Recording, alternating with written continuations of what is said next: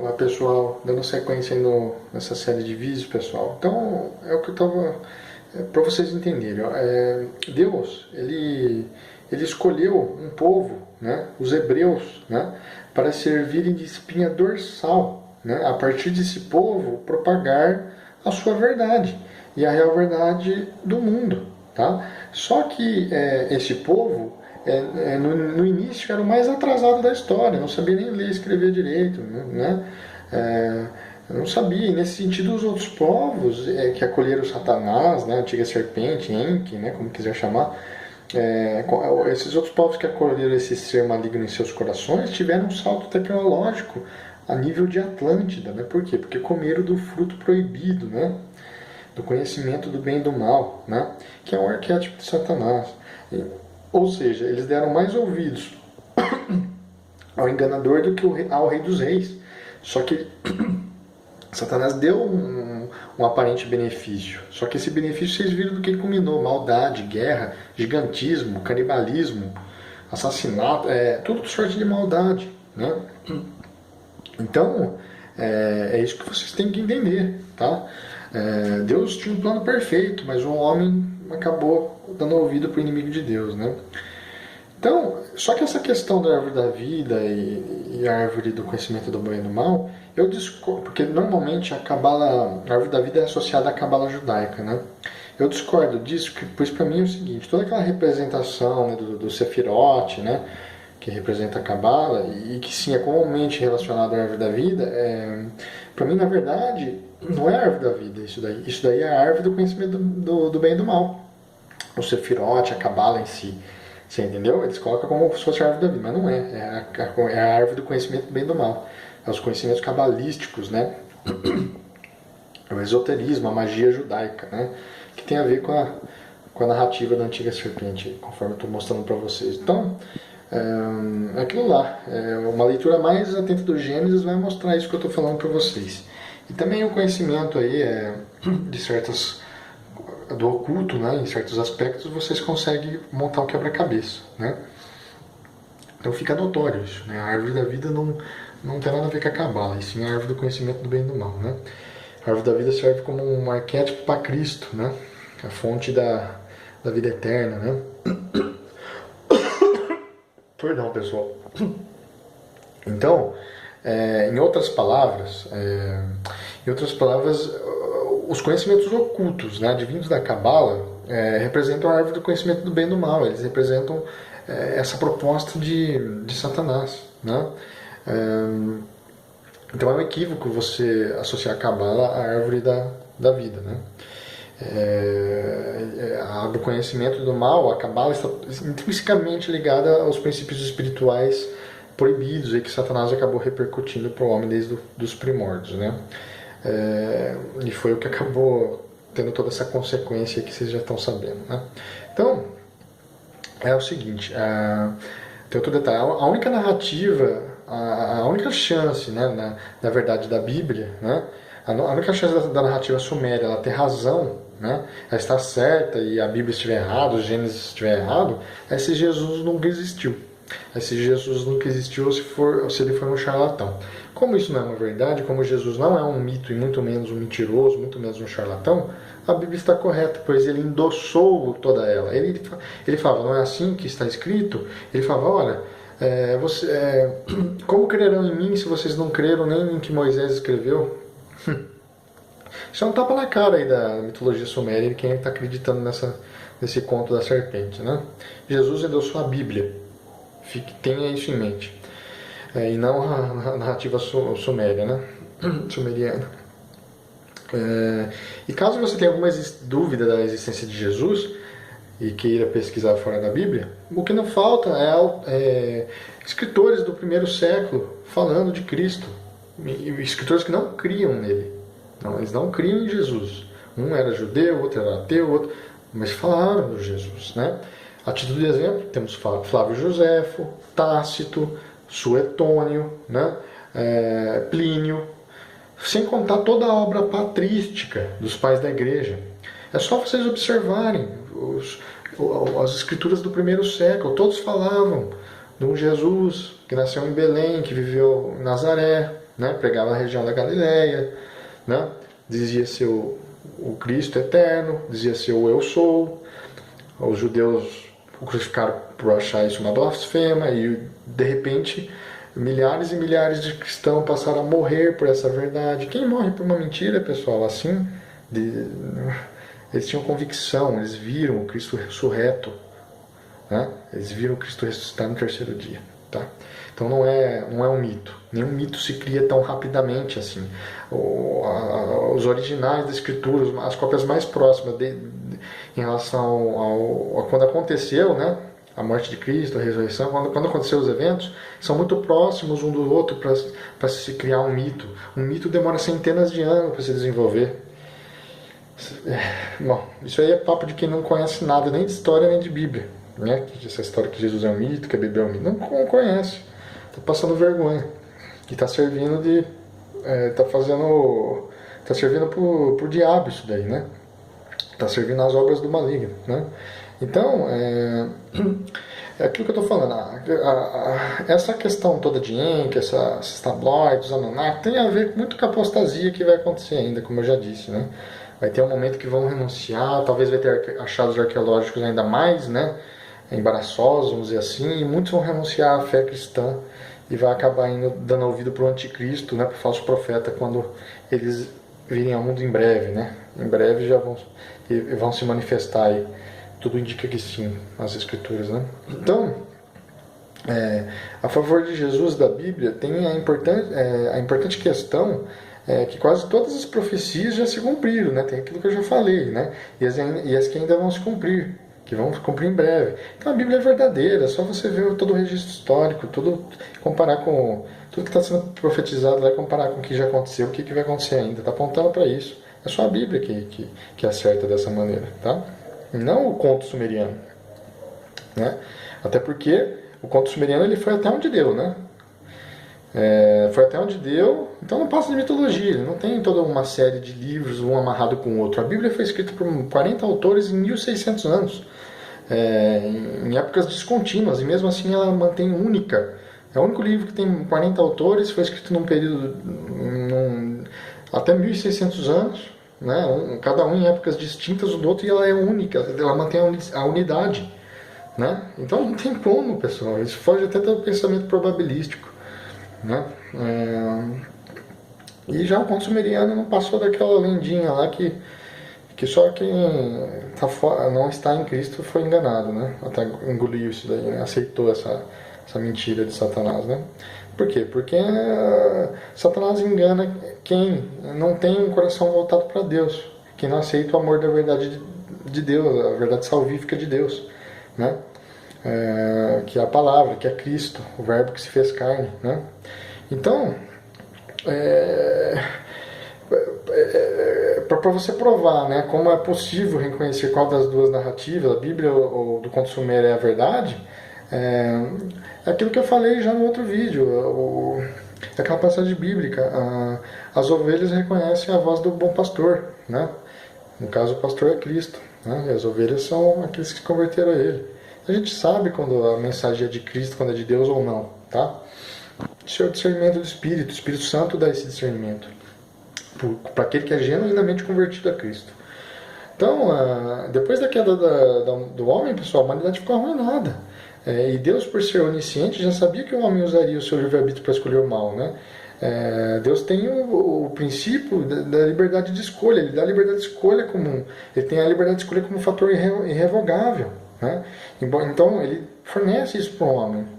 Ele ama o homem, ele sofre porque o homem sofre, porque o homem vai ser condenado, mas ele não tem que ser uma decisão humana se vai aceitar a verdade que pode lhe prover o perdão, a salvação ou não. É uma decisão do homem. Deus não vai forçar ninguém, entendeu? Então, embora ele criou todos os seres viventes, ele deu-lhe o direito de escolher os seus modos de vida, direito inclusive de o seguir ou o rejeitarem. Isso vale inclusive para os anjos. A prova disso é que a terça parte, né, foi arrastada por Satanás e se rebelou contra Deus, né? Então, disso tudo que se trata, né? E como eu falei, Deus poderia ter exterminado essas entidades malignas num sopro, mas ele por alguma razão não fez isso. Imagine a baita queima de arquivo que aqueles que ficaram do lado de Deus, os outros 2/3 angelicais, que eles poderiam alegar, né? Mas como que Deus estava certo? Se na hora que começou a vir à tona as coisas, ele foi lá e matou aqueles que estavam acusando ele. Então Deus é sábio, Deus deixou a coisa rolar para mostrar de uma vez por todas, até o tempo do fim, que ele estava certo nisso tudo, e que ele é amor, que ele ama. Só que o inimigo causou todo esse mal. Deus não criou o mal. Deus criou os anjos todos bons, todas as criaturas boas. Inclusive Satanás, Lúcifer, era o querubim na guarda. Ele se envaideceu, ele se orgulha. O pecado do orgulho, ele é terrível por causa disso, é o pecado de Satanás. Ele quis ser como Deus, né? O pecado da vaidade também, né? Então, quando todas as coisas se cumprirem na eternidade, todo mundo vai dar razão para Deus, todos os anjos já dão, quem ficou do lado dele já dá razão para ele, mas vão ter plena certeza mesmo. Então, no reino lineal de Cristo na Terra, Satanás será aprisionado, porque quando Jesus vier arrebatar, vai guerrear contra a besta, tudo mais, vai ter o milênio que ele vai implantar aqui, vai restaurar a Terra, e depois vai inaugurar a eternidade, novos céus e nova Terra, Jerusalém celestial. Então, no tempo do milênio, Satanás vai ser aprisionado ainda. A besta e o falso profeta vai ter inaugurado já o lago de fogo, né? Mas Satanás ainda não, ele vai ser aprisionado durante 1000 anos, depois Deus vai soltar ele durante esses 1000 anos, e aí que ele vai, por um pouco de tempo, ele vai pegar e reunir povos de todo mundo, né? Não imagino como vai ser depois desses 1000 anos, né? Como vai estar. E muitos vão se rebelar contra Deus, e aí vai ter a guerra do Armagedon. É a segunda questão do Gog e Magog. Que tem o Gog e Magog, a ocorrência dele antes do milênio, e tem o depois do milênio. E nisso, aí de uma vez por todas Deus vai exterminar Satanás e vai lançar no lago de fogo, onde já vai ter sido estreado, né, pelo falso profeta e pelo anticristo. Porque antes do milênio, o falso profeta e o anticristo vão ter inaugurado o lago de fogo. E depois do milênio, Satanás e seus anjos caídos também. E aí vai ter a segunda ressurreição e também todos aqueles que não foram salvos, né, vão passar pelo grande trono branco de Deus para lavrar a sentença e eles vão ser condenados. É lógico que os salvos já vão ter sido arrebatados e transformados antes do milênio, né? E aí, os que não forem ressurretos, aqueles que Deus não ressuscitar antes do milênio, ele não vai ter chance. Então essa que é a questão, entendeu? Então depois do milênio todo mundo vai pro lago de fogo. Os que não ressuscitaram antes do milênio e os anjos caídos que estavam aprisionados com Satanás. E Satanás também. Então, alguém ainda pode perguntar, mas por que Deus ainda aprisionaria Satanás 1000 anos antes de exterminá-lo de uma vez? É simples, é porque não haja sombra de dúvidas de que ele jamais se arrependerá de seu orgulho, o Satanás, né? Deus está mostrando isso, ele jamais vai se arrepender de sua queda. Então Deus age como age para dar testemunho de tudo que ele falou desde o começo é a verdade, né? E que ele está certo nisso tudo, e ele é o verdadeiro Deus, e que ele ama a todos, mas muitos rejeitaram esse amor. Deus não manda ninguém para o inferno, são as pessoas que escolhem para lá quando rejeitam o perdão de Deus que está em Cristo Jesus, é isso que eu estou falando. Como Satanás não é onisciente, no entanto ele conhece esses diversos princípios espirituais e até certo ponto conhece o futuro, né? Até certo ponto, ao tomar conhecimento da promessa lá do Éden, após a queda do homem, né? que Deus restauraria a humanidade, salvaria, neutralizaria o pecado através de uma ação direta, né? Que se culminou em Cristo vindo morrendo madeira por nós e ressuscitando no terceiro dia. Então, quando o Satanás começou meio que prever isso daí, né, alguma coisa do tipo, foi espirrar. Perdão de novo. Então ele começou a articular seus planos malignos, né? E aí o que ele fez? Ele tentou fazer o hibridismo através dos seus asséculos, né? O hibridismo angelical com os humanos, Gênesis 6, Enoque, aquela história toda. Para quê? Para impedir que Jesus viesse em carne. Para impedir que Jesus viesse em carne. Alguém pode objetar aqui. Mas e essa experiência genética do pecado original que você falou? Isso foi em partes, né? Isso não foi uma coisa assim total. Foi alguma coisa, algum enxerto, vamos dizer assim, que algo do tipo. E saliento aqui que isso é a minha visão com base nos meus estudos, tá? A Bíblia, ela se limita a falar o que era de fato o pecado original. A gente sabe que foi a desobediência a Deus. Então, o que eu estou falando é os meus estudos, que para mim coaduna muito com as Escrituras. Agora, eu não posso acrescentar coisas na Escritura, né? A verdade cabal está na Bíblia, tá? Vocês sigam a Bíblia. Eu estou apenas dando uma explicação para aqueles que estão deixando de seguir, de crer em Cristo por conta desses embaraços aí mitológicos, né? Então, como Satanás já sabia que Deus restauraria a humanidade, tentou corromper a genealogia humana de vez, promovendo seus asséculos aí para hibridizar e impedir que Jesus viesse em carne, né? Então, quando o homem pecou, teve provavelmente essa alteração em nós e depois também com o hibridismo pesado no mundo pré-diluviano. E a Atlântida é dessa época aí, pessoal. Esse salto tecnológico que deu para a Atlântida foi muito por conta aí desses conhecimentos proibidos que Satanás delegou ao homem nos primórdios, né? Satanás e os Anunnakis, os anjos caídos, né? Então, quando você não dá ouvidos a Deus, você escolhe o lado da mentira, você jamais vai... Se você escolhe o lado da mentira e não dá ouvidos a Deus, você jamais vai poder ser salvo, jamais vai poder desfrutar do poder salvífico de Cristo. Se você morrer nessa condição, você vai ser eternamente condenado, juntamente com toda essa ordem angelical caída, né? Então tome uma decisão, aceite Cristo, pois Ele é o caminho, Ele é a verdade e a vida. E rejeite de uma vez por todas o pai da mentira, Satanás, Enki, como você quiser chamar, tá? Não existem já provas suficientes em relação à divindade de Cristo? Não existem já provas suficientes para te convencer em relação à veracidade da Bíblia? E todas as passagens proféticas do Velho Testamento que já se cumpriram apontando para o Messias, e todas as passagens do Novo também, e as evidências da ressurreição. Nenhum mito se cria assim, pessoal, eu já falei disso. De uma hora para outra, normalmente demora centenas de anos, né? Mas a gente temos esmagadoras evidências que corroboram com a Bíblia, pessoal, com o que ela diz. Jesus transforma as vidas. Vocês já viram alguém ser transformado pela história da Suméria, por Enki, por alguma outra mitologia? Não, é Cristo que transforma. Ele transforma consciências, ele transforma corações. Aceite a palavra, aceite Cristo. Ele é poderoso para te salvar, para mudar quem você é, essa natureza má que tem dentro de você, tem dentro de todos nós. Aceite Cristo. Seja feito nova criatura, nasça de novo. Isso não tem nada a ver com reencarnação, tá? Quem fala isso distorceu a mensagem do Evangelho. O que a Bíblia fala? Mesmo que um anjo vinha contar um Evangelho diferente disso que vos prego, seja anátema, seja maldito perante Deus. E esses seres guias, esses seres espirituais que estão fomentando ideias, né, de o Evangelho segundo fulano, o Evangelho segundo Kardec, o Evangelho... Não tem parte com Deus, esses espíritos. Eles são do lado da serpente, tá? Sob a astúcia de Satanás. Prega meias verdades e distorce onde tem que distorcer. É isso que está acontecendo. A verdade dói, mas essa é a verdade. Tá? Então, pessoal, eu espero que esteja ficando claro tudo isso, né? Vocês entendem agora a profundidade da passagem bíblica que diz que, se possível, enganaria até os escolhidos, que eu falei?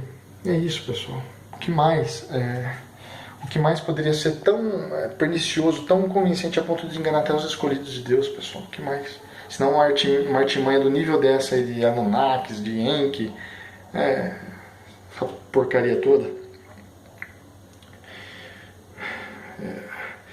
Então, pessoal, é isso. É o que eu tenho para falar para vocês, tá? Então, depois da queda dos anjos, anterior à criação dos homens, né, porque teve a queda angelical anterior à criação dos homens, num dado momento, Deus decide criar, restaurar a terra.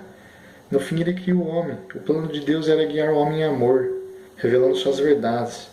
E Satanás, invejoso que querendo ser Deus no lugar de Deus, passar por Deus, forneceu um conhecimento proibido e distorcido, colocando literalmente a carroça na frente dos bois, e as consequências vocês já sabem. É toda essa desgraça que acontece no mundo de lá pra cá. Tá bom?